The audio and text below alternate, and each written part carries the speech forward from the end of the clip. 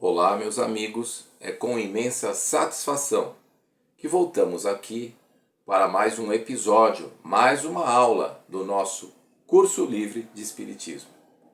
Na semana anterior, nós tivemos a oportunidade de analisar a questão relativa à comunicabilidade dos espíritos.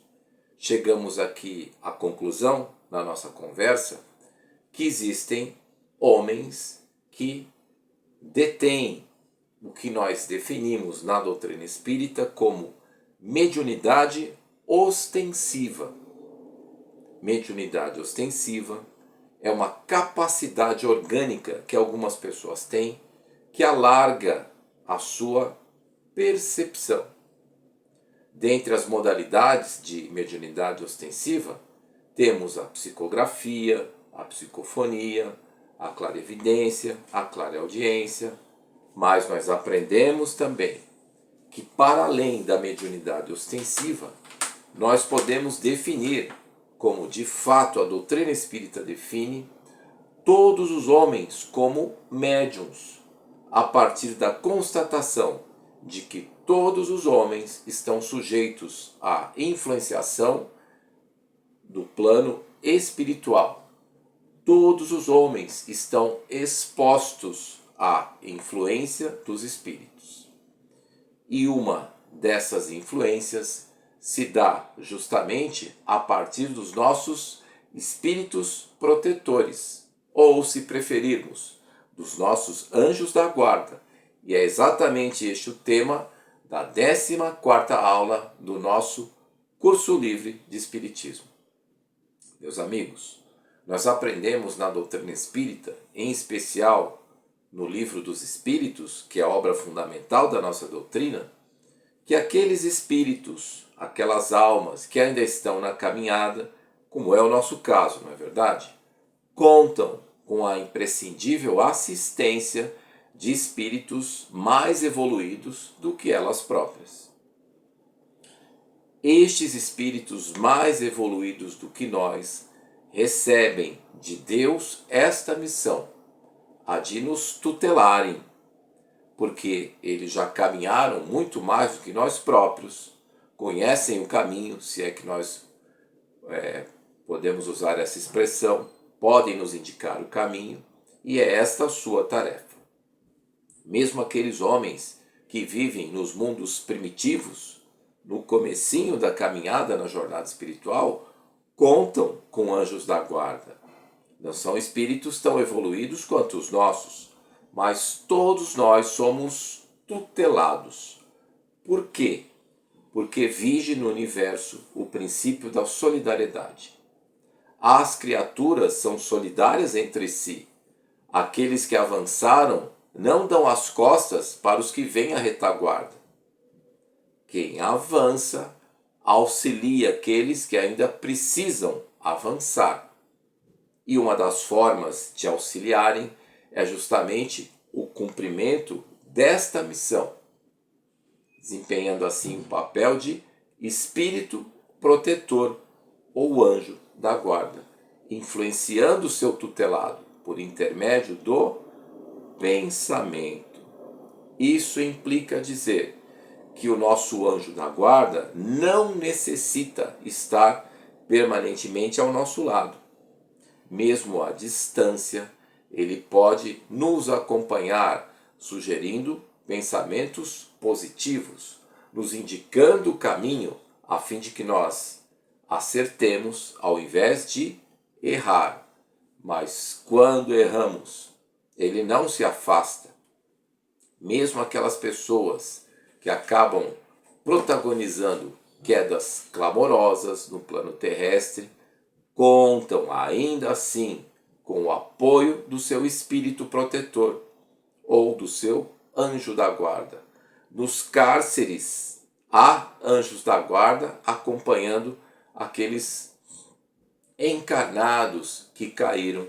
Aliás, a lembrança deste ponto faz com que eu recorde de uma passagem muito interessante da vida de Chico Xavier. Em certa ocasião, ele foi visitar uma cidade e todas as autoridades estavam ali, o delegado, o juiz, o prefeito e tal.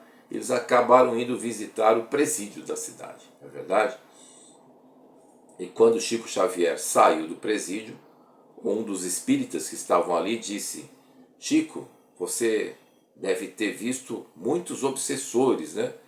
Calculando que num presídio havia a presença massiva de espíritos obsessores. E ele disse, mais ou menos com essas palavras: muito pelo contrário, meu irmão, eu nunca vi tantas mães reunidas.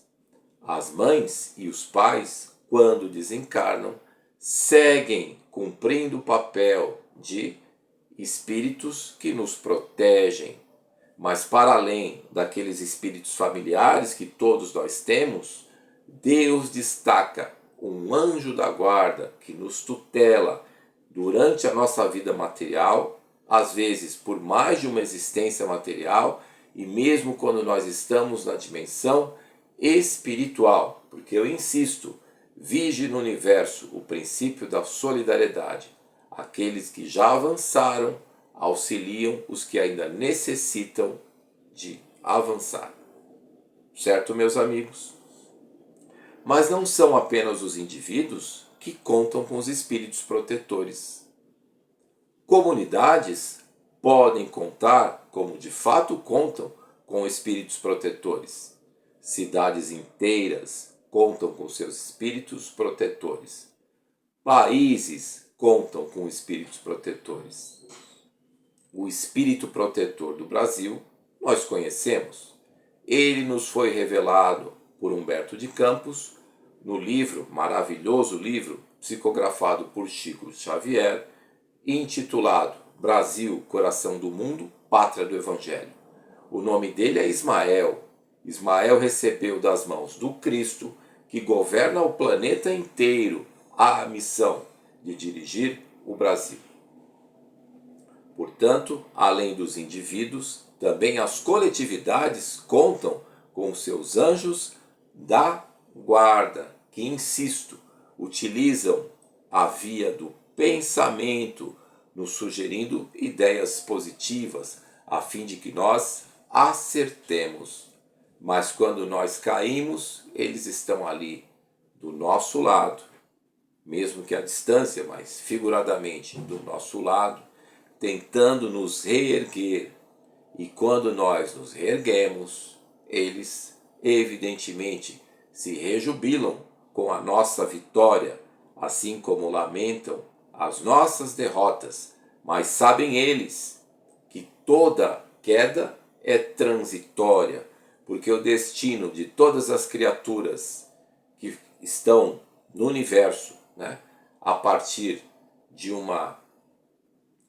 da criação, por meio das mãos de Deus, tem um destino único, que é o encontro com este Criador, atingindo assim a condição de espíritos perfeitos. Esse é o nosso destino, é um destino comum, e para que ele se realize, todos nós contamos com a figura do anjo da guarda.